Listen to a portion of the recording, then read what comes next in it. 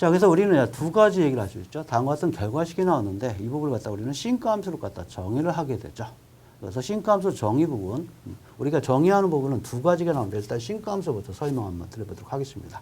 싱크함수는 다음과 같이 이제 파일 갖다가 포함해서 파일을 갖다가 제거한 상태에서 내가 이와 같이 싱크함수로서 정의를 하게 돼요.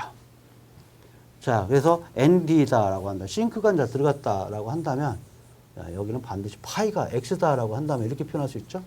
사인의 파이 x, 그 다음에 파이 x 이런 형태로서 같이 나눠가지고 우리가 표현할 수 있다. 이거 싱크 함수고요.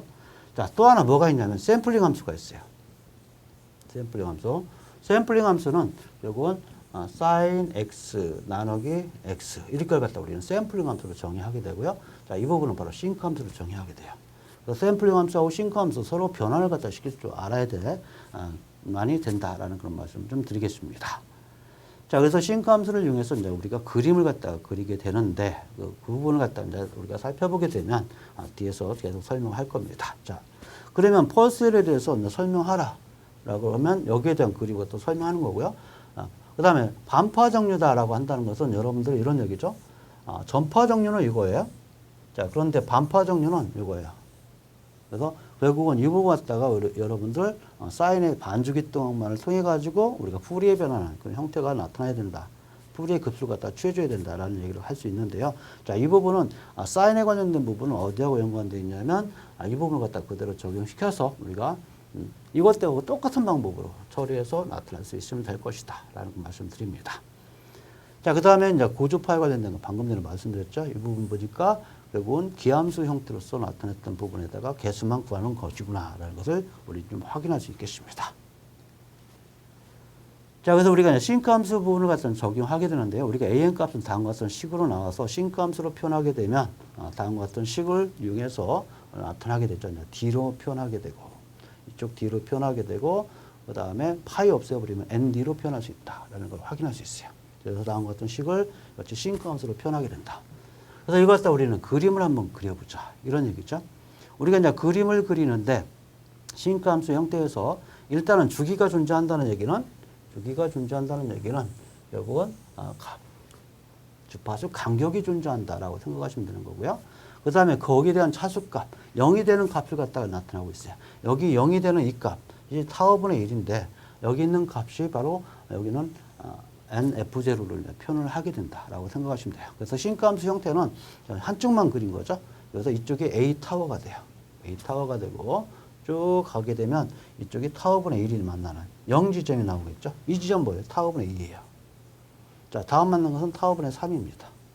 자, 이런 식으로 해서 쭉 주파수가 증가하는 그런 형태로서 나타날 수 있는 거고요. 그 다음에 주기가 결국 어떻게 돼요? 주기가 크면 클수록 좁아져요. 주기가 작으면 작을수록 넓어져요. 자, 이와 같은 형태가 나타났죠. 그래서 이 간격은 델타 F로 일정 간격을 갖다가 가지게 되고 실제로 우리가 그림을 그리는 것은 이 항만. 이거 현재 AM만 그린 거죠. 이 식을 통해서 우리가 그림 그린 거 이건 현재 없습니다. 왜? B에는 0이었었기 때문에. 자, 그렇기 때문에 내가 AM만 그리게 되면 이렇게 그림이 그려지게 되는 그런 부분들이죠. 이 간격이 결국은 T분의 1이라는 간격을 통해서 나타나게 된다. 결론적으로 앞에서 이런 얘기 했었죠. 주기함수는 결국은 이산적 실구나. 이산적으로 그림을 갖다가 그려주는구나. 라는 것을 바로 이 결과를 통해서 우리는 좀 확인할 수 있다라고 볼 수가 있겠습니다. 자, 그래서 우리가 다음과 같은 식을 통해서 나타나게 되는데, 그럼 만약에 이거 갖다 연속적으로 한번 그려보자. 이런 얘기죠. 연속적으로 그리게 되면 다음과 같은 형태로서 표현을 하게 돼요. 그래서 연속적으로 그렸을 때 나타난 부분들이죠. 그래서 여기서 보면 아까 그 식을 갖다가 쓰게 되면 서로 관계식을 갖다가 나타날 수 있다는 걸 확인할 수 있겠는데요. 자, 이걸 여러분들 기억을 좀 해두시면 됩니다. 자, 하나를 갖다가 표현을 하게 되면 이것을 갖다가 렉탱귤러 함수로 한번 표현해보자.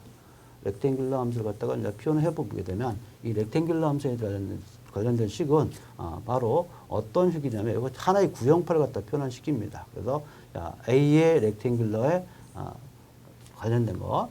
그래서 이 부분을 갖다가 타워분의 T 이와 같이 해서 표현을 할 수 있는 그런 부분이죠. 자, 그래서 이걸 표현하게 되면 다음과 같은 형태의 그림이 그려지는 그런 부분이죠. 이것도 이제 푸리에 변환을 하게 되면 어떻게 돼요? 푸리에 변환을 했을 때, 결국은 A 타워의 싱크의 F 타워다. 이렇게 이제 우리가 그림을 그릴 수가 있는 그런 부분이죠. 자, 그래서 여기 있는 만나는 부분, 구형파를 갖다 이제 그리게 되면 이쪽이 A, 그 다음에 여기 있는 부분이 타워일 때, 결국은 여기서 어떻게 되면 이것은 2분의 타워다. 여기는 마이너스 2분의 타워다. 이렇게 그림을 그려지겠죠. 자, 그렇게 되면 이쪽은 싱크 함수로 그려지게 돼요. 이쪽 값이 A 타워, 이쪽이 타워분의 1. 이렇게 이제 그려지게 되는 그런 부분이에요. 이 형식 여러분들 꼭 좀 같이 좀 기억을 좀 하셔야 된다. 그런데 이 부분이 간격이 주기함수기 때문에 이 간격이 주기분의 1로, 주기분의 1로 간격이 나타나게 되더라. 이런 얘기가 되죠. 자, 그래서 그림을 얼마든지 그림을 갖다가 그릴 수 있다. 그래서 이와 같은 형태가 나타나는 것이다. 본래는 연속적인 부분이었는데, 자, 그런데 t로 표현하니까 이제 연속적인 그런 부분이었었죠. 그런데 이 부분을 갖다가 이제 알파 타워로 해가지고 표현하게 되면 싱크 함수인데, 우리가 이 부분을 갖다가 뭐 어떻게 한다고요? nd로 같이 표현해버리죠. 자, 그렇기 때문에 그 간격이 나와버리는 그런 형태가 되고, 이때의 간격은 t분의 1로 계산이 이루어진다라고 보시면 됩니다. 그래서 이산적으로 표현했을 때하고 연속적으로 표현했을 차이점, 바로 여기서는 n값이 바뀌게 되는 그런 부분이지만 x값은 연속으로 가고 있는 그런 차이점을 가지고 있다. 그래서 연속적인 그림을 결국은 nd로 간다면 결국은 주기 간격으로 같이 잘라주면 된다. 이런 얘기를 할 수 있는 거예요.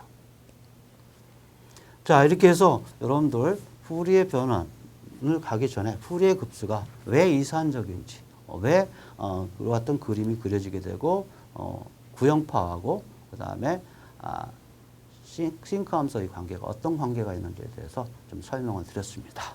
자, 이어서 이제 6강에 대해서는 아마 이 부분을 갖다 좀 더 다른 형태로서 살펴볼 기회가 될 것이다 라는 말씀을 드리면서 5강 강의를 마치도록 하겠습니다. 수고하셨습니다.